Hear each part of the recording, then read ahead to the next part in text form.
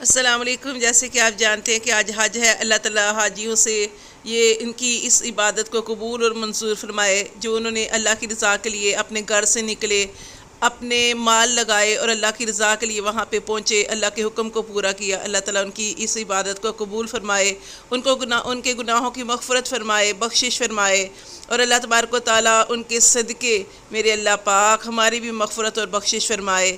اللہ تبارک و تعالیٰ جو وہ اپنے لیے دعائیں کر رہے ہیں، اپنی اولاد کے لیے، دنیا کے لیے، آخرت کے لیے، اللہ وہ ساری دعائیں ہمارے حق میں بھی قبول اور منظور فرما دے۔ یا اللہ ہماری بھی مغفرت فرما دے، بخشش فرما دے، رحم فرما دے۔